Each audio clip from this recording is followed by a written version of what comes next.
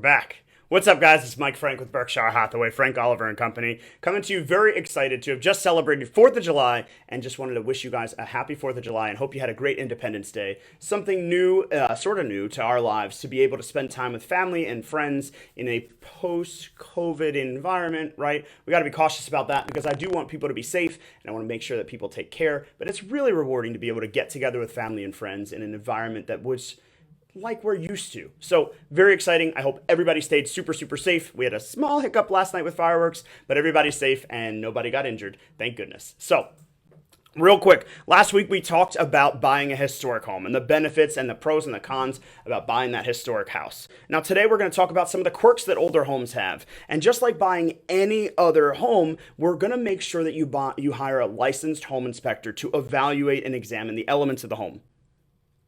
Why is there a little guy right here? So second, as we're keeping an eye out for our home inspection, there's a couple things that you might want to look for when you're buying that home before you even go through and spend the money to hire a licensed home inspector. One of the things that people often forget is the steel pipes. The value the galvanized pipes can have in a home is tremendous because they're not going to leak, they're not going to have any problems, but from the inside out, they rot. Right? So that rust creates on the inside of the pipe, thus creating a pipe that's this big and then rusting, and all of a sudden you have a blockage in your pipe. That can be a real problem, and that's why we replace a lot of steel pipes with PVC in today's age. But keep an eye out. It's not an indication of something bad, but it's just something that you want to know when you're buying a historic home. Another consideration for buying a historic home is something that's a major, major concern, and in most places have been taken out and restructured, which is knob and tube wiring. Now, this was really common in the late 1800s, and you'll know these wires because they're affixed directly to the joist. So it's a wire that's affixed directly to the joist with a ceramic insulating knob. It looks kind of like a door handle, a little bit smaller, and it's mounted directly to the joist and the wire is wrapped around it. You'll notice that the wire doesn't have the proper amount of insulation to today's standards, and they lack a grounding system. So a lot of these wires can be hot. To the touch, you will instantaneously shock yourself, if not hurt yourself farther, and they don't have the grounding to prevent any kind of fault. So if you do see this type of wiring, you want to take a little bit of precaution. Get any insulation away from it, any flammable material away from this type of wiring. You don't want to overwork the system. An arc or a hazard can be created, and the lack of grounding can create an extra hazard despite the load.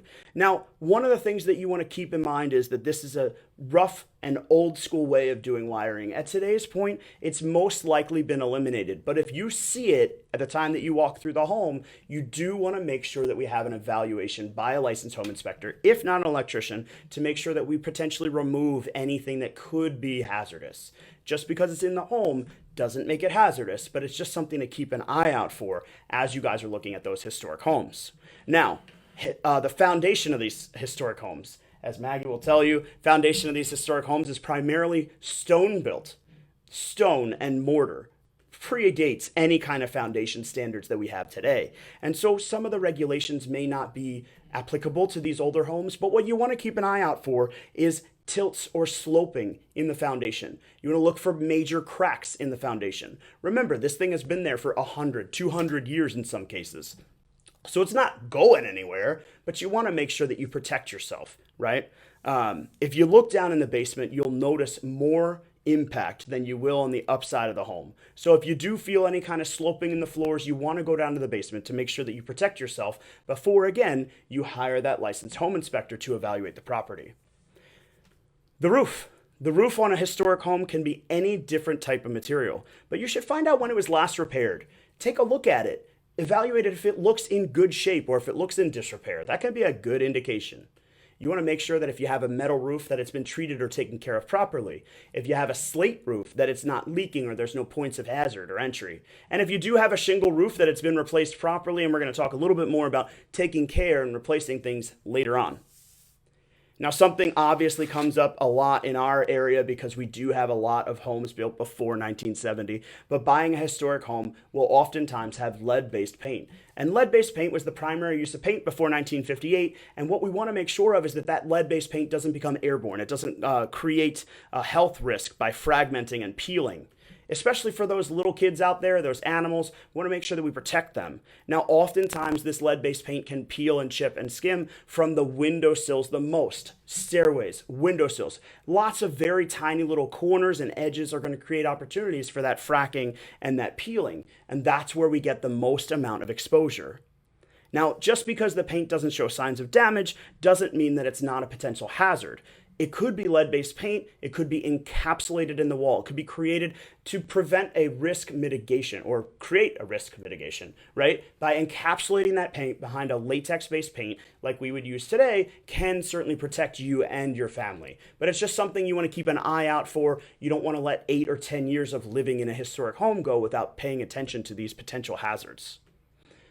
Another concern, asbestos. Asbestos was a main use of construction material back in the 1900s. In the early 1900s, it was found to be a great insulator. It was in almost everything, and especially if you're buying a Baltimore City row home that had their floor done sometime in the 50s, it's probably got a 9x9 square tile, which oftentimes will have asbestos laden into it. Now, the bigger concern with those square tiles is not the tile, it's actually the glue and the foundation of the tile. But again, if it's encapsulated, if it's secured, it may present a risk mitigation.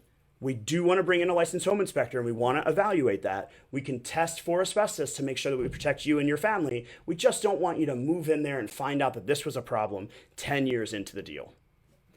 As you're walking through homes, a lot of times people bring out the 3 M's. Mold, moisture, mildew, right? I don't like talking about it because I don't know and I'm not a licensed contractor. But what I will tell you is that if you smell it, more than likely it's present. Now, not all molds are bad for you. They're not all hazardous. And that's the first thing that a mold inspector is going to tell you. There's going to be mold everywhere. There's some bajillions amount of mold in the property that you might find on every single surface, but only 1 or 2 may be hazardous. So as you're considering a home that visibly does not have signs of mold, you want to make sure that it's taken care of. The walls aren't spongy or soft. There's no areas that look like there could be mold behind the walls. Now, of course, we can't tell what's in the walls, but it's about preventing and taking care of yourself. If you're going to buy this historic home, you have to know what comes with it. And speaking of coming with it, one of the best things that you can get in buying a historic home is a blueprint, right? Any existing info that the previous sellers have on the home and what they've done to the home is going to be fantastic. As they made improvements and repairs, you can look into the blueprints of the original and the restructure, what it looked like before and what it looked like after. And not only is that going to help you with the discovery, preventing some of these more major concerns, but it's also going to help you with the restoration to its former glory, creating an opportunity to build a blueprint of the exact home as it was built 20, 40, and 70 years ago. Now, the last thing, and I aforementioned this, is that as you're buying a historic home, it may qualify for something called historic landmark status. Historic landmark status is going to create an opportunity to help establish tax incentives and tax breaks to make some of this opportunity for grants and other sorts of programs available for you as a homeowner. The different programs can pay for things like home improvements. They can help you pay for tax incentives of just your property tax for maintaining such an old home. Or it may help you create an opportunity to make the land more usable or feasible because of that historic landmark status. Now, the downside to getting historic landmark status is that they're going to come in and control everything that you do. So they're going to want to make sure that you do keep that foundation. They're going to want to make sure that you do keep that exterior, those windows, that roofing structure. They may stipulate that when you're redoing the roof, it has to be slate. Well, it's an awful big stipulation, but if they're going to pay for it, I'm all about it. But that may not be your cup of tea, and that's why you want to make sure that you know all the pros and cons when you're buying a historic home. Obviously, if you have questions, PM us, DM us, or subscribe to the link below if you haven't already, and we look forward to talking to you real soon. Thanks for watching. Make sure you like and subscribe for weekly content. Also, check out our social media pages. The links are in the description below. See you next week.